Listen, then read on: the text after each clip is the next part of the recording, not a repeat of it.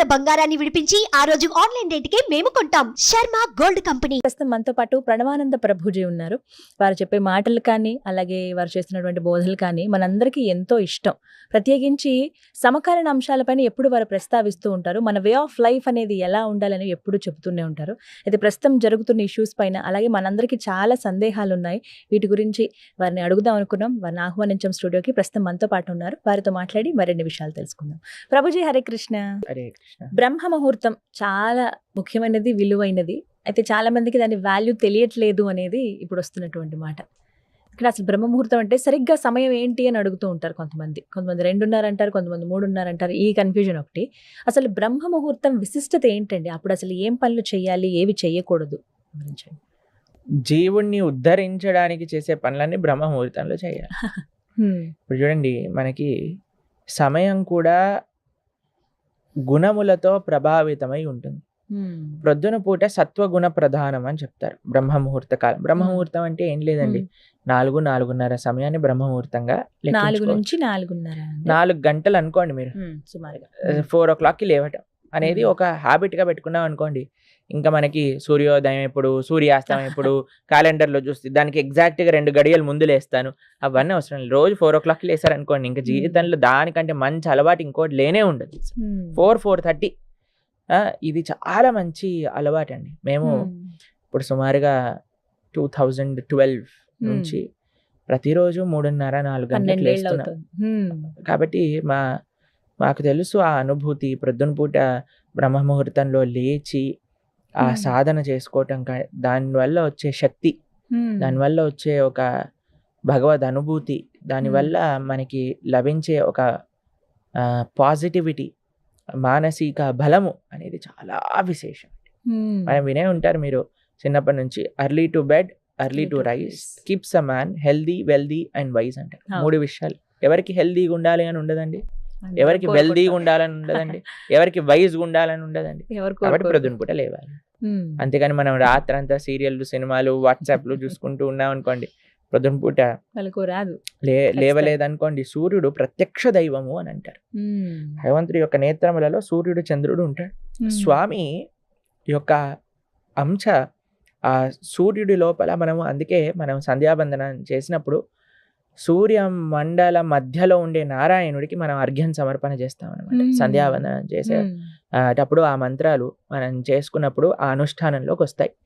అప్పుడు స్వామియే సాక్షాత్తుగా, ఇప్పుడు చూడండి, మీ ఇంటికి ఒక పెద్ద వచ్చారనుకోండి, మనం హ్యాపీ పడుకొని ప్రొద్దున పూట 10 గంటలకు లేసి వచ్చాడా ఆయన, బాగున్నాడా, తిన్నాడా అని మనం వెళ్ళిపోతామండి.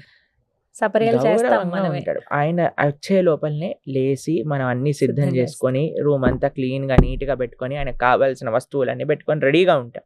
అంతే కదండి. అలానే సాక్షాత్తుగా భగవంతుడు సూర్యమండల మధ్యలో ఉద్భవిస్తూ ఉన్నప్పుడు ఆయన వచ్చే లోపలే మనం రెడీ అయిపోయి ఆయనను స్వాగతించడానికి రెడీగా ఉండాలి.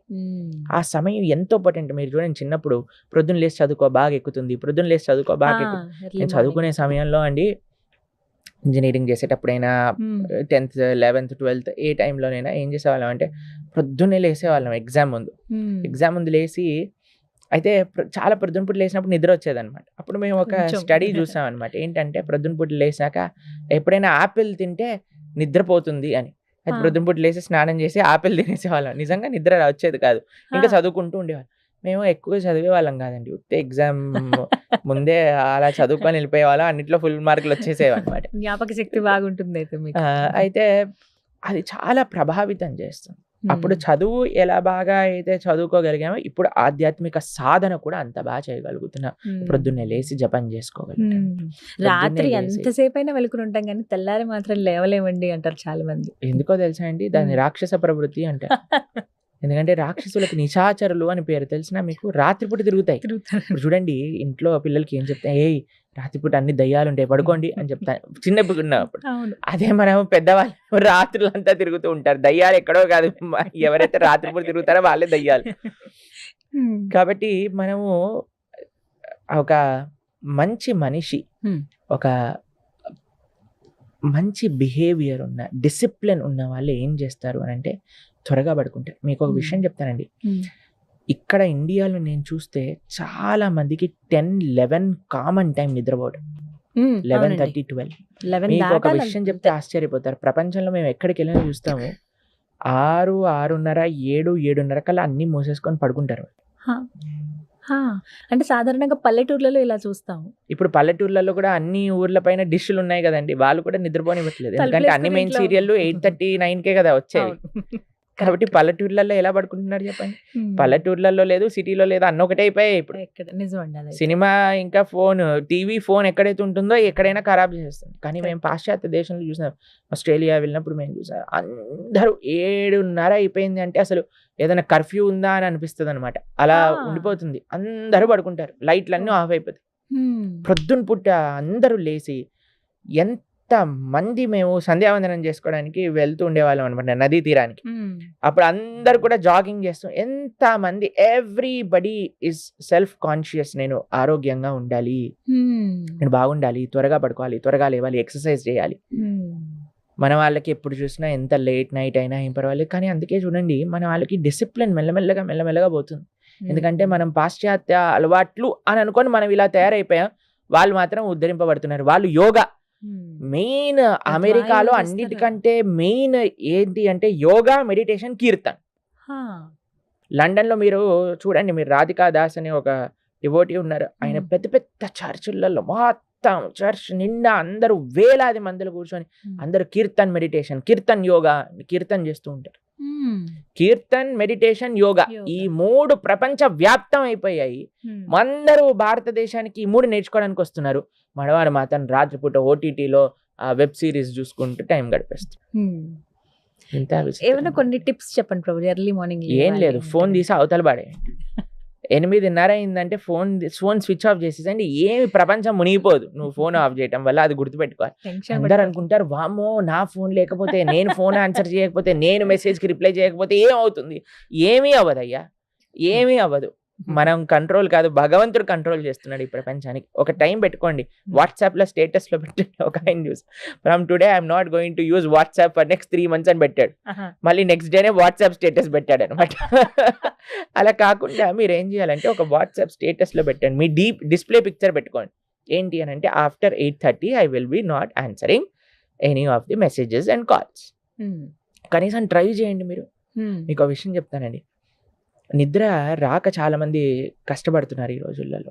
దాంట్లో డాక్టర్ ఏం చెప్తాడు తెలుసా అండి, కనీసం పడుకునే 1.5 ముందు నుంచి స్క్రీన్ చూడకూడదు అంట. 12 hours. ఆ స్క్రీన్ వల్ల, స్క్రీన్ లో నుంచి వచ్చే ఆ లైట్ మనస్సుని హైపర్ యాక్టివ్ చేసేస్తుంది అనమాట, నిద్ర రానివ్వకుండా. అందుకే అన్నిటికంటే బ్యాడ్ హ్యాబిట్ ఏంటి అంటే రాత్రి పడుకునే మరుక్షణం వరకు ఫోన్ చూసి ప్రొద్దున లేవంగానే ఫోన్ చూడు. వెంటనే ఇంతకు ముందు ప్రొద్దున లేవంగానే చేతుని చూసుకొని మనం ప్రార్థన చేసుకుని హరినామ స్మరణ, హరి అష్టకాన్ని చేసుకొని, భాగవత ఆచార్యులకు ప్రణామం చేసుకొని, భూదేవికి దండం పెట్టుకొని, ఇప్పుడు ఎవరికి దండం లేదు, ఫోన్కి దండం. అమ్మా ఛార్జింగ్ ఉందా లేదా, అమ్మో ఛార్జింగ్ అయిపోయింది, ఛార్జింగ్ తొందరగా పెట్టండి, ఏ మెసేజ్లు వచ్చాయో ఏమైందో. మొత్తం ప్రపంచాన్ని ఈయన నడిపేస్తున్నట్టుగా. కాబట్టి మా సిన్సియర్ అడ్వైస్, మీకు ఏదైనా కావాలంటే ఒక డిసిప్లిన్ మెయింటైన్ చేయండి. మానవ జీవితంలో డిసిప్లిన్ కాని వచ్చింది అని అంటే దానికంటే యూ విల్ బికమ్ ఎక్స్ట్రాడినరీ. మీరు జీవితంలో ఏది సాధించాలన్నా సాధించగలుగుతారు. కొన్ని డిసిప్లినరీ యాక్షన్స్, యుక్తాహార విహారస్య, కృష్ణుడు అదే చెప్పాడు, discipline in eating, sleeping and defending. అన్నిట్లో మనం చేసే అన్నిట్లో కూడా డిసిప్లిన్ అనేది అవసరం. నిద్రలో చెప్తున్నాను, ఈజీ. ఎంత త్వరగా వీలైతే అంత త్వరగా తినేసేయండి. ఈవినింగ్స్ 6:30, 7 కల్లా అయిపోవాలి డిన్నర్. 8:30 కల్లా ఫోన్ పక్కన పెట్టేసేయండి. కావాలి అని అంటే ఒక మంచి పుస్తకం తీసుకోండి, పుస్తకం పట్టుకోండి, చదువుకోండి కొద్దిసేపు, మీ పనులు చేసుకోండి, మీ ఫ్యామిలీతో మాట్లాడండి. ఫోన్ ఉన్నంతసేపు చాలాసార్లు ఇప్పుడు చూస్తాను, నలుగురు కూర్చుంటారు, 4 ఫోన్లు పట్టుకొని, పిల్లోడేమో కార్టూన్ చూస్తూ తింటుంటాడు, ఈయనేమో న్యూస్ చూస్తూ తింటుంటాడు, ఆవిడేమో నిన్న సీరియల్ మిస్ అయిపోయిందని సీరియల్ చూస్తూ తింటూ ఉంటుంది, ఇంకొక ఆడేమో అందులో ఏదో వెబ్ సిరీస్ చూసుకుంటూ తింటూ ఉంటారు. ఏంటండి అసలు మనం ఇప్పుడు ఎవరికి టైం ఇస్తున్నాం చెప్పండి? ఇంట్లో ఉన్నట్టే ఉంటున్నాం కానీ ఫోన్ తోటి కాపురం చేస్తున్నట్టు అయిపోయింది. ఫోన్ రూల్ చేస్తోంది అందరినీ, అలా అయిపోయింది. కాబట్టి ఫోన్ దూరం పెట్టేసేయండి, టీవీ ఆఫ్ చేసేయండి. అన్నింటికంటే బెస్ట్ విషయం అంటే టీవీ ఛానల్ వైర్ తీసేసి పీకేసేయాలన్నమాట. మా అమ్మగారు చిన్నప్పుడు ఏం చేసేవాళ్ళంటే ఎగ్జామ్‌లకి 3 నెలల ముందు టీవీ వైర్ తీసి బయట పడేసేవాళ్ళన్నమాట. ఇంకేం చేస్తాను చెప్పండి వైర్ లేనప్పుడు. కాబట్టి అలా చేయాలి. నిజంగా చెప్పాలంటే టీవీ తీసేయండి. ఫోన్ తగ్గిచ్చేసేయండి. జీవితం చాలా ప్రశాంతమైపోతుంది. టైంకి పడుకుంటారు, టైంకి లేస్తారు బ్రహ్మాండంగా. మా ఆశ్రమానికి వచ్చినప్పుడు చాలా సార్లు ఫోన్ పనిచేయదనమాట. ఇప్పుడు అందరు టెన్షన్ పడిపోతారు ఏమవుతుంది. తర్వాత ఒక రోజు అయిపోయాక బ్రహ్మాండంగా హాయిగా కీర్తనలో ఉంటారు, ప్రొద్దున కనిపిస్తారా ఏమైందయ్యా నీ చాలా ఇంపార్టెంట్ అన్న ఏముంది రోజు నడుస్తున్నాయి అని ప్రశాంతంగా ఉన్నాం మేము అని అంటారు. కాబట్టి సో అంతా మన బ్రహ్మ ఆలోచన అంతే, అది ఏదో జరిగిపోతుందని. సో బ్రహ్మ ముహూర్తంలో లేవడం అలవాటు చేసుకుంటే లైఫ్ అంతా సెట్ అయిపోతుంది. చాలా మంచిది, చాలా మంచిది. ముఖ్యంగా పిల్లలకి అందరికీ మేము ఇచ్చే ఒక అడ్వైజ్ ఏంటంటే త్వరగా లేవండి, జీవితం చాలా మార్పు. ఒక నెల రోజులు సంకల్పం పెట్టుకోండి, నేను ప్రొద్దున పూట లేచి చూస్తానని. కొద్దిసేపు ఎక్సర్సైజ్ చేయండి, కొద్దిసేపు సాధన చేసుకోండి, కొద్దిసేపు చదువుకోండి, తర్వాత జాగింగ్ చేయండి, వాకింగ్ చేయండి, ఏదైనా చెయ్యండి, పడుకోకండి. అది ముఖ్యం. రైట్, చాలా చక్కగా వివరించారు ప్రభుజీ. హరే కృష్ణ.